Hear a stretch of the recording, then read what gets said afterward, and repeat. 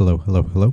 This is Mustardketchupmayo 1000, and we're back with the usual installments of UFC Fight Night, or just UFC fight predictions and picks. Excuse me. We're going to be starting off this week, or rather tomorrow, with UFC Fight Night. I believe it's Vegas 119. I'm not too sure. But I know it's at the Apex. It's Arnold Allen versus MELK Costa. But first, we have to start off with last week's card, UFC 328, which I did really good on. I only got 3 picks wrong. Rebecca, Waldo Cortez Acosta, and Khamzat Chimaev. But during the Chimaev one, I was talking about how it was really split on which one would actually win. I ended up choosing Khamzat. Should have gone with my gut of Strickland, but you know, shit happens. That's besides the point, though. We'll start off with this week's card, because this week it's going to be, like I already mentioned, Allen versus Costa, Apex card. Start off with the Kernan Jerker of the card, which is Shauna Bannon versus Nicole Kalari. I'm taking Kalari by decision. This one was a little bit hard for me. I was kind of going back and forth on this one initially. I had Shauna Bannon. And then I think at the beginning of this week, I kind of just switched over to Nicole Kalari. Just because the only issue with Kalari is she's not bad. She's just really undersized for a strawweight. She's only 5'3". And I feel like if you're not at least 5'5", maybe like a minimum 5'4", you're definitely going to be undersized as strawweight. And strawweight, you're already at the smallest like weights. What is the word? Weight class? Yeah, weight class. So it's like if you're already undersized, you can only do so much, you know. So taking Kalari. I just realized she was fighting at flyweight. Okay, no wonder. Yeah. Because these two fights were at flyweight, and I swear I thought she was super undersized. But if she's fighting down, or she's going down in weight to strawweight, then this makes more sense. Yeah, I think the strawweight's a way better division for her, in my opinion. I feel like she'll do a lot better. So I'm going to go with Nicole Kalari, Shauna Bannon. Shauna Bannon's just there. But yeah, Kalari by decision. Bannon is, not that good. So next fight, it's going to be Daniel Barres versus Luis Gurele. I'm taking Daniel Barres by decision. There's nothing much else to say about this one, as usual. Luis Gurele is not UFC fighter level, as per usual. I never think he was, or I've never thought he was, and this kind of just further proves the point. Yeah, don't have much else to say.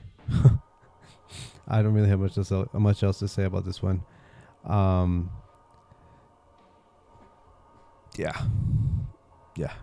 much else to say about this one. Luis Gurele is not good. Daniel Barres, better-ish. They both kind of suck, but yeah. Next fight, Elise Adderlane versus Polyana Viana. Taking Adderlane by decision. Polyana Viana is not good. It's not good. Excuse me. It's not good at all. She never was good. There was like the whole like Jin Yu Frey like fiasco where the if you were to have finished Jin Yu Frey, or the 3 or 4 fighters that beat Jin Yu Frey were not able to get a win, since they had beat Jin Yu Frey, and this kind of just proves the point. She it's been almost 3.5 years, and she still hasn't gotten a single win. So Adderlane by decision. It could even go a split decision, to be honest. That's how bad they both are. But I'm expecting at least look decent. So yeah, there's literally nothing else to say about that one. I think I originally had Polyana Viana at that point too, but that's besides the point.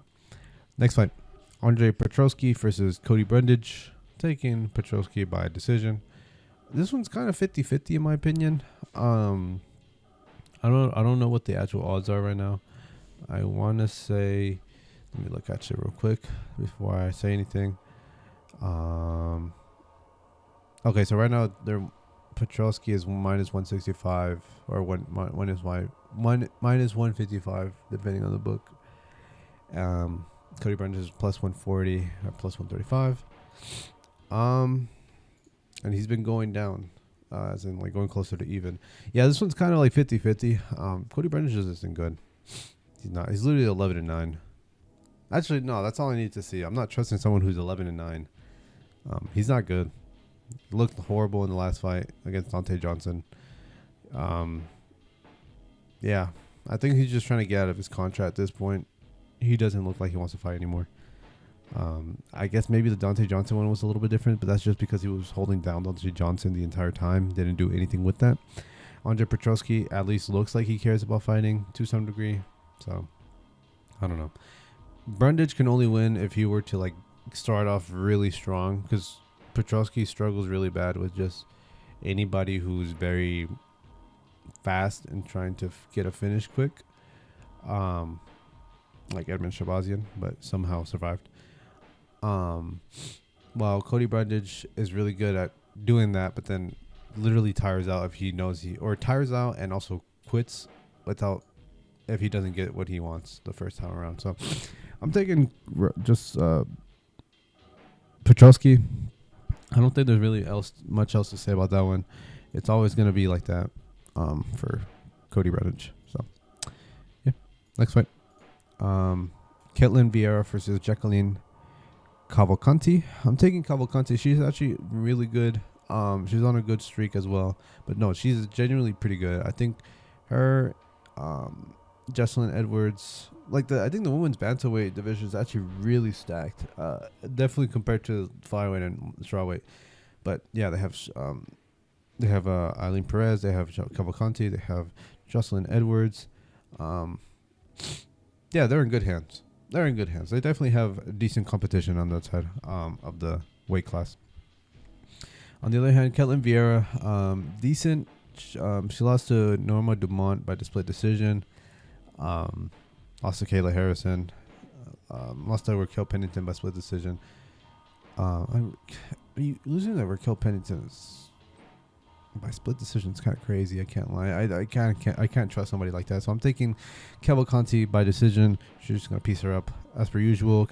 Vieira, she has to do Vieira things. So yeah, decision on that one. I feel like those what is it? This past this 5 fights. There's not really much else. There's not really much to say. I would say that for most of the card, in my opinion, but for that one specifically, yeah, definitely not much to say. Not much to say. Sorry. Next fight, Tommy Gant versus Arthur Minev. I'm taking Gant by submission round 2. Tommy Gant is definitely a little overrated, in my opinion. I don't think he is as good as people make him out to be. Let me see. Who was he originally supposed to fight before this? Before I make any statements that I want to make. He was originally supposed to fight Trey Ogden, and there's a good argument that Trey Ogden could win that one. But because he's not, and he's fighting Artem Minev, who is coming in on short notice out of Fury, which he could definitely catch Gant, but Gant is really fast-paced, and I don't have enough time to watch Arthur Minev to get a good read on him. But Gant is 33. He's a little bit older. Actually, not even a little bit older. He's definitely a little too old to be in the UFC as a contender. Or as a debutee or debutant. I forgot what the word is. But regardless, he's gonna try and win. He's gonna try to win. So I'm taking him by the submission round 2. Minev looks kind of promising, or looks possibly promising just by looking at his record, but at the end of the day, can't really tell until you see him fight. So Minev, Gant, taking Gant by submission round 2. Could definitely be a decision though, or even a split decision. Okay, yeah, there wasn't much to see from Gant when he fought in the Dana White Contender Series, aside from just going for takedowns immediately and just trying to sub. But next fight, Tuco Tokos versus Ivan Ursulan. Taking Tukos Turcos. Tuco Turcos. I thought it was Turcos. Huh. I'm taking Tuco Turcos by decision. This is a good. I can see why people are picking Ivan Ursulan and why he's the favorite to some degree, because he has fought Ian Cutelaba by split decision. That's not a bad loss. Navajo Sterling by decision. That's not a bad loss. And then Jimmy Crute is also in his current state, not a bad loss. While Tukos loses to like Umar Asai, who's we realize is not good. Navajo Sterling's not a bad loss either. But then beat Drew Tafa by submission, which doesn't say much. The more you think about it, so I don't know. I'm taking Tukos just by decision. I think he's a little bit more promising, but I can definitely see the Ivan Ursulan win on this side or on this edge of the table, for like a lack of better terms. And I guess technically he would be the first dog that I would be picking on this entire card. Yeah, he would be the first dog I'm picking. Yeah, first dog I'm picking on this card. I think one of the few only dogs on this card. So yeah, taking Tuco Tocos by decision. I don't think he's gonna KO Ivan Ursulan. I don't think Ivan Ursulan is gonna KO Tucos. So yeah, next fight, Nikolai Veretnikov versus Chaos Williams. Chaos Williams by KO round 2. Veretnikov is not good. He only beat Nico Price because Nico Price was borderline retired. Prado barely won that one. So there's not really, like I said, not much to say about this one. Chaos Williams at least looks decent. He looks like he knows how to fight to some degree. Sometimes he doesn't, and that stuff happens. Aside from that, though, I'm just gonna take Chaos because he has KO power. On the other hand, Nikolai Veretnikov looks like he has KO power if you were to just look at his up the record, but he doesn't. And that's that's okay. You don't have to have it. And plus he's old. Chaos it's like a mid-level guy, like mid-table guy, where he kind of just stays hovering. We're definitely outside the top 15, but he could if he went on a run, I wouldn't be surprised. But yeah, we're not seeing him.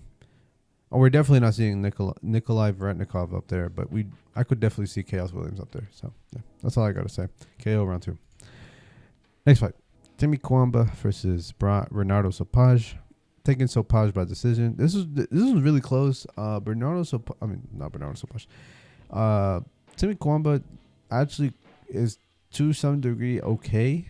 I think the 2 fights that he had was Roberto Romero, who came on short notice. I believe Cheng Ho Lee, who people thought was going to be a lot better, but he got starched not starched necessarily, but beat by Timmy Kwamba.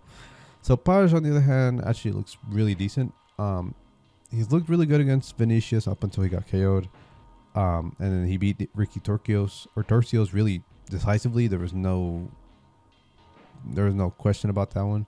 So yeah, I'm taking Sopaj by decision. There's not much else to say, but the fight could be really good, and there's a good chance that Kwamba could win. But I just trust Bernardo Sopaj because the way he's leading up to all his fights, the way he's taking his time after that KO, he's still really young, so there's no need to rush like most people should or would want to. But he's good. He's definitely good. So yeah, that's all I gotta say. Kwamba, decent fighter. I don't know how far. I can't really gauge how good he is yet, but I think Sopaj is kind of a hard matchup for him. Next fight, Modestas Bukauskas versus Christian Edwards. I'm taking Bukauskas by submission round 2, simply just because Christian Edwards got submitted by Rakeem Cleveland by a standing 10-finger guillotine choke, which is interesting. That kind of just tells me you're not really that good at anything BJJ wise, I would say, defensively. So knowing that makes you want to take Bukauskas just because Bukauskas is already training for this, and Christian Edwards is coming in on short notice. But I think getting 10-fingered guillotine choke standing is interesting. Bukowskis, I believe, could at least do something about that.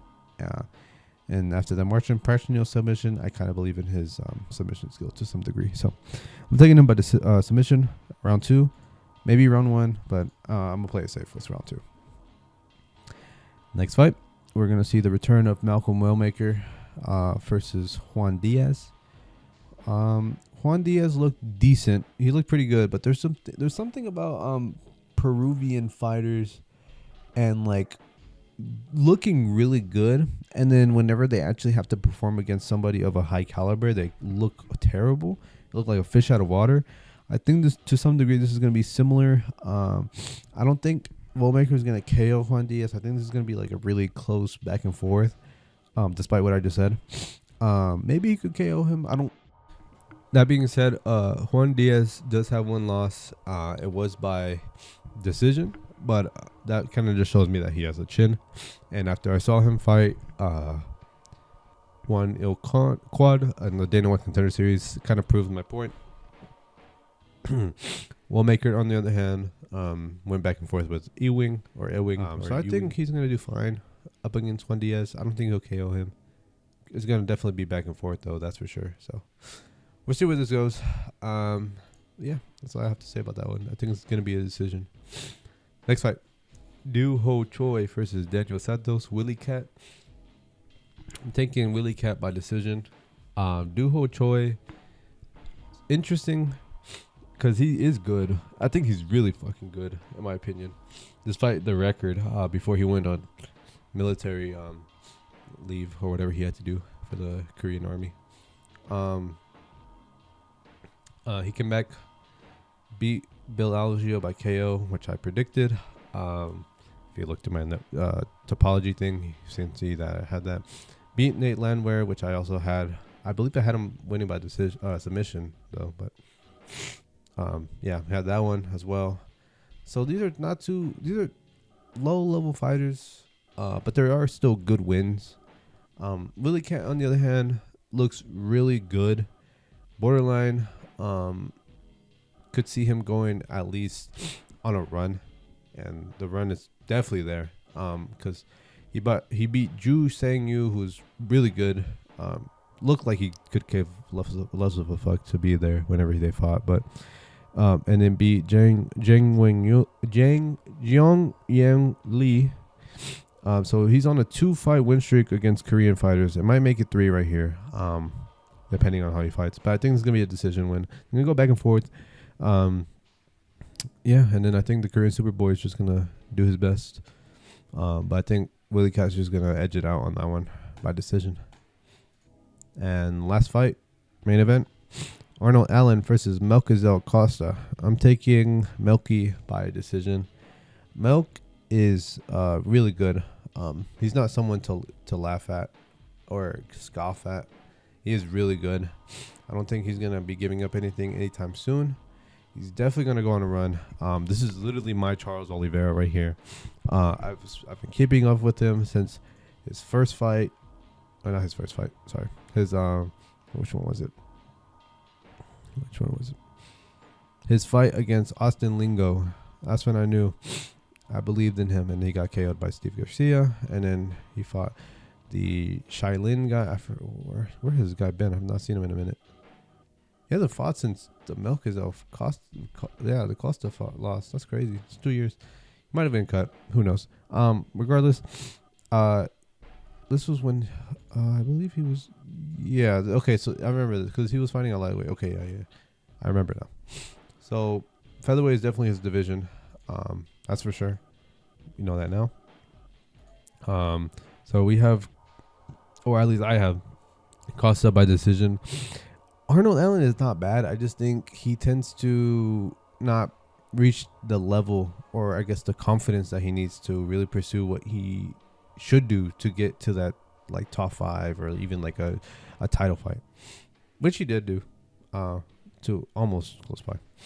But MELK Costa is the truth, in my opinion. I think he can definitely go on a featherweight run. I can see him going up against John Silva and, not getting pieced up like he did against Arnold, like how John Silva did to Arnold Allen.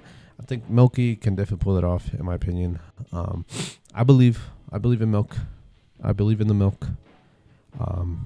Yeah, I think it's gonna be by decision. However, I don't think he'll KO Arnold Allen. Arnold Allen's just a little too sturdy. Won't submit him either. But yeah, I mean, who knows? This dude did beat Danny Ige by KO, so who knows? But yeah, that's all I have for today. Thank you for watching. This was Mustardketchupmayo 1000. I did really good last week. I was featured on the prediction tracker channel. I'll show that probably at the beginning of the video, maybe right now, not too sure. I'll notice that when I do my editing. But yeah, I don't really think there's gonna be any submissions, or rather, sorry, no, I'm looking at the wrong thing. Anyways, I was looking at the Rousey versus Coronel MVP thing on Netflix. But yeah, that's what I have for today. Thank you all for watching. Nothing much else to add. Hopefully we keep the streak going. That's all I have to say. Thank you for watching, and goodbye.